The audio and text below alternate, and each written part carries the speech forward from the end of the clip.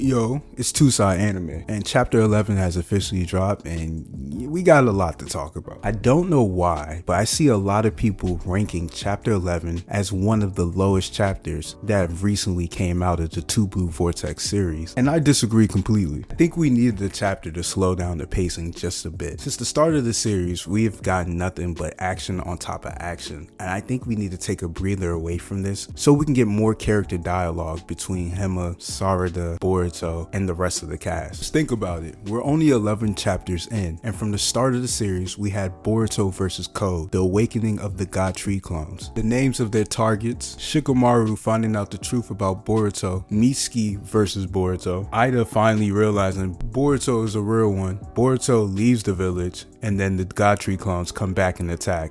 Boruto has to come back to the village, find out that Hema has the Nine Tails within her, and now she's the new target for Jura. Hidari versus Sarada, no matter how short that was. Inojin's near-death situation, a lot more. So we do need a few, at least 2 cooldown chapters, bro. Okay, not 2, probably just 1 month, but let me not be over dramatic. But I'm not here to waste your time. You know it's theory time, just let me cook. So there's 3 separate things that stood out to me in chapter 11 that I really want to talk about today. The first one would be Boruto's new team members.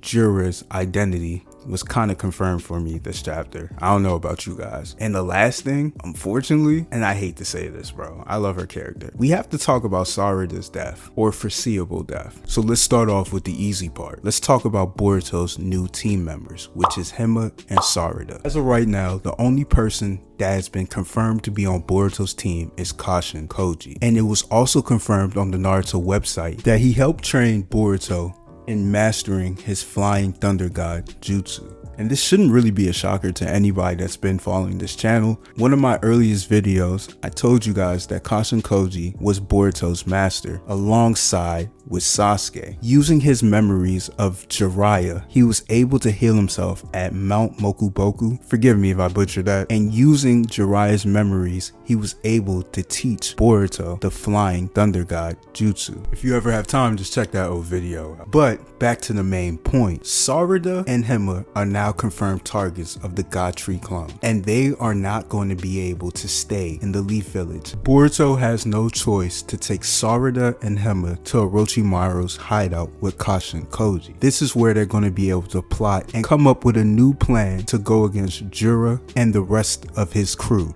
And to throw out there, we're still waiting to see if Orochimaru is also involved with Boruto's plan to protect the Earth. If that's the case, Boruto's new team is going to consist of Sarada, Hema, Kashin Koji, and Orochimaru. We know from the Pain arc that it takes 9 months for a regular person to travel to Mount Mokuboku. I have a feeling Kashin Koji is going to take Himawari and Sarada to Mount Mokuboku alongside with Boruto so they can train and get ready for the Ten-Tail. Because as of right now, there's no way Sarada and Sumire can't stay in the Leaf Village with Hidari and Jura on their tail. The only way they can wrap this arc up is by having Boruto take them somewhere else. That will give us a chance to leave the Leaf Village and have some world building within the Boruto Two Blue Vortex series. Jura and Hidari's arrival to the Leaf Village is going to give everybody newfound motivation to train and get stronger. Let's move on to the next topic, and it's about Isshiki / Jura. I'm sorry, it's painfully obvious that somehow Code's white karma mutated the Ten-Tails to replicate Isshiki's DNA.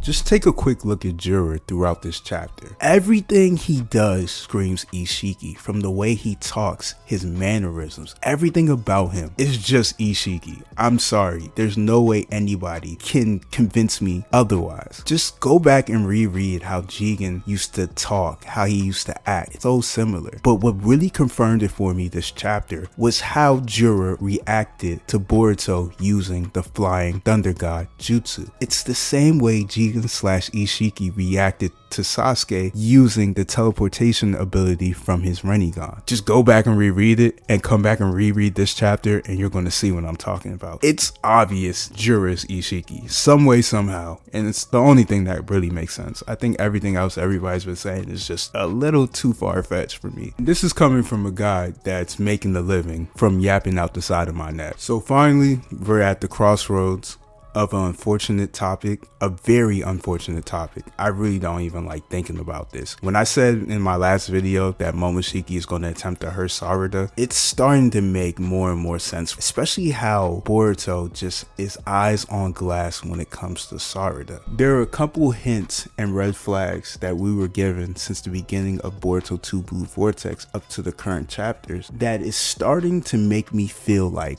Boruto foresaw Sarada's death using Momoshiki's ability. Whatever grim future that he foresaw, something happens to Sarada. The first hint was chapter 2, page 5, when Boruto told Sarada, "We'll talk later, just stay alive." At first, we all concluded that he was talking about her being safe fighting against the claw grimes, but when someone is bitten by the claw grimes, they don't die. They actually are kept alive. We don't know for however long, because Sasuke is still alive. 3 years, maybe? So it's kind of odd for Boruto to tell Sarada to stay alive and we'll talk later, when the only threat were the claw grimes that were in the vicinity, and the most they could do is attack her and create a clone of her, and she would still be alive. That hints that Boruto was talking about something completely different. And then we got the flashback scene of Sasuke, and he kept bringing up Sarada's importance to figuring out what's going on, and his last words to Boruto was, "Protect my daughter." I just feel like that's the father's intuition, knowing that something bad might happen to his daughter. That takes us to chapter 6, when Boruto did that extra dramatic jump in the air and he made eye contact with Sarada.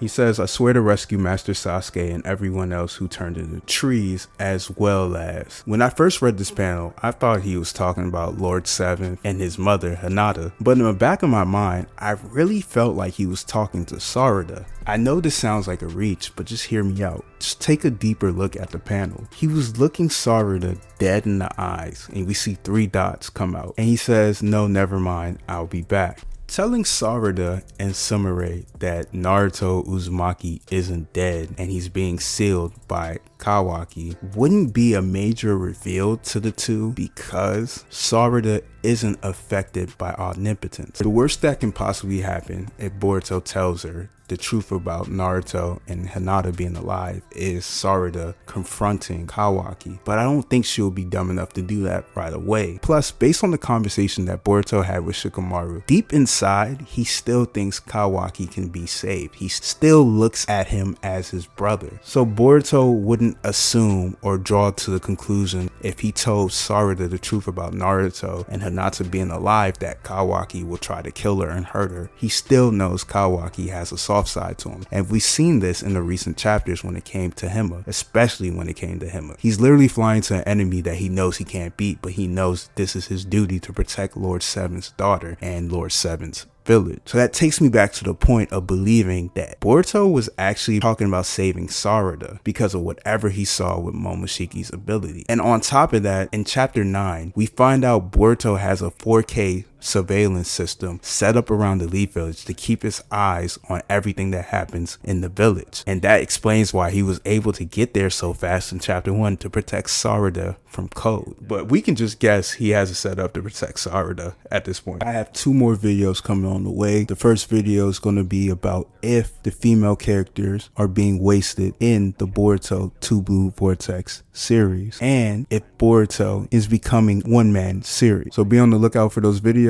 Turn on your notifications, like, comment, subscribe, and let me know what you guys think down in the comments. I'm out.